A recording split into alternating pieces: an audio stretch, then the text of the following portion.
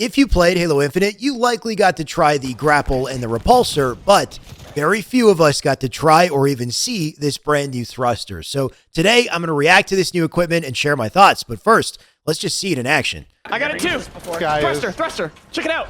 Woo! Oh, that's sweet. All right, here's a sweet thrust. Sweet thrust. Wow. To other people, right? Wow. It's the shot. Give me some of that. All right, Don't need Spider-Man when you got thrust. I never touched the ground. I never touched. Shout out to Green Skull. This is his footage. You can watch the rest and sub to him on his YouTube. I linked it below. You can also sub to me while you're at it. I'd appreciate that. And my apologies for this scuffed setup. I've got the boom arm for my mic just randomly broke. So this is a music stand supporting my mic.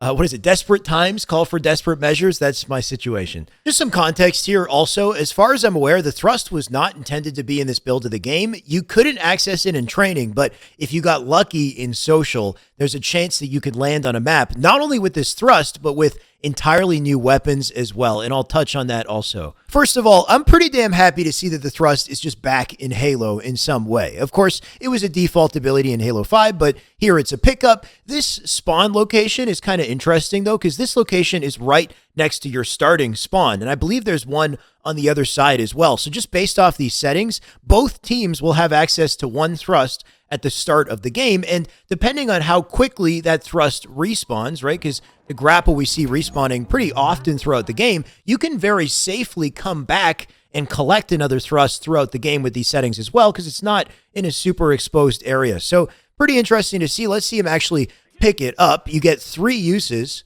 when you grab it. That's the default. As far as I'm aware, the max you can have, like the grapple, would be 5 uses, and then of course, here is the thrust itself. I will say that visually, this seems a little odd to me. Something about it, maybe it's missing effects or like speed lines or something to really give the sensation of speed as you thrust. I feel like Halo 5 did a better job of displaying this. And then there's this green trail line coming off of him. I don't think this is the thrust. What I think this is similar to the OS trail line that you have if you're holding an OS. It's a visual indication, like a warning sign to a player to let that person know this guy's got a thrust. He can use it on you, which I like this. I think it's a good idea, and it adds a little bit of counterability to the mechanic.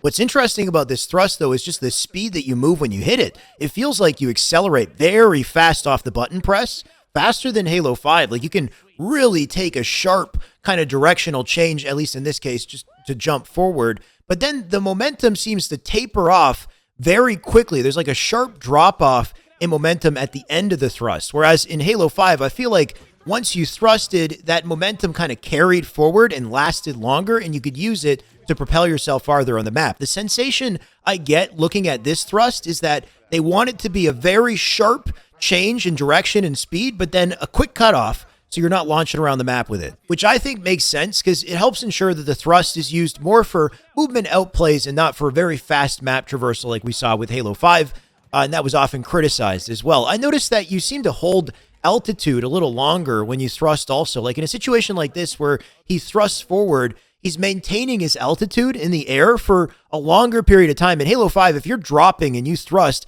you drop with that thrust as well, and we often use that to aim it at different surfaces. In Infinite, it looks like you really hold out at that level of altitude before you suddenly kind of just drop and lose that momentum. Or at least sometimes, it's hard to tell. He loses quite a bit of altitude after thrusting here. This is a good example of distance as well. Sprint jump, thrust, tries to clear from window to window, doesn't quite make it. If you slide jump, do you go farther? Can you thrust slide in this game to go farther?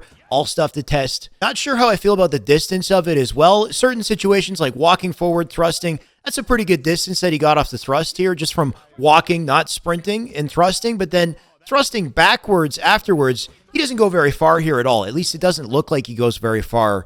And I'm wondering what affects that, right? One big thing I think in Halo 5 that was used often was the kind of jump out one way, thrust the other way to throw off your opponent. How does that work in this game? If you jump one way, thrust the other way, is it as drastic? Do you get a slower thrust? And then I'd want to know if any of Halo 5's advanced techniques carried over, like the thrusting kneecap or the overjump or the super slide. I think that's the biggest one, is how does this thrust work with Infinite's slide? We already know that Infinite has a pretty high-powered, pretty useful slide. If you thrust and slide on a ramp, do you go flying? What happens if you do a curb slide and then quickly thrust to change direction. What does that look like? Overall, though, I'm excited to see the thrust back in Halo. I think Halo 5 proved that the thrust can add value, can add a lot of depth to gameplay. It can also dramatically change the formula if it's a starting ability, and that's why I think having it in this position just makes sense to me. It doesn't need to be intrusive. It doesn't need to be on the map, or it could be right near the starting spawn, and you can have 2 players with it off the start of the game.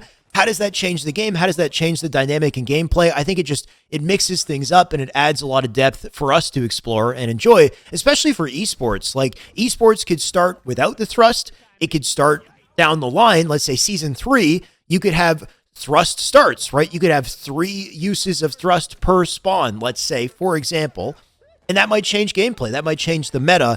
And I think that's going to keep things fresh. And of course, I can't ignore the fact that Green Skull is using some new weapons here. The Sentinel Beam, by the way, I think looks so cool and sounds badass as hell too. It's hard to use, by the way. I got to use it one time, very briefly, for all of 5 seconds and missed all my shots with it. But man, is it satisfying. It has a reload animation too, which I don't think we've ever had before, and it looks pretty damn awesome. They got the Disruptor as well. I don't know what to think about the Disruptor yet. I haven't seen it in use too much. It doesn't look like much when it's shooting, but I think, you know, in the right hands, maybe landing a couple headshots with it, it could be satisfying.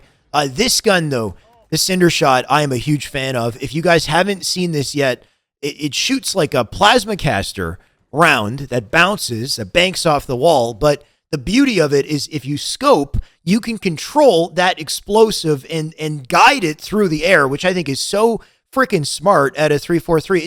It kind of lends into the sandbox review that I did recently where I said everything feels diverse, feels like it has its own role. The Cinder Shot, the Sentinel Beam, Disruptor, they all fall into their own category. And I think the Cinder Shot, being able to control the projectile, and I got to do this in the flight and thought it was so sick. Just little things like that make the sandbox interesting, make it stand out, make it feel like a Halo game. So I feel like they're on the right track. And when they finally reveal these weapons and we're not, leaking them, I think that the community is going to like to see them. Despite the roller coaster this has been waiting for this game through delays, I can't help but feel like a lot of good decisions are being made. And there's a lot of things that are starting to get me excited. So I'm very curious to hear what you guys think of the thrust of these weapons, of the flight, now that the weekend's over. So much to cover, so little time. I'll get more videos up soon. In the meantime, make sure to sub, check out related content. I'll see you guys soon.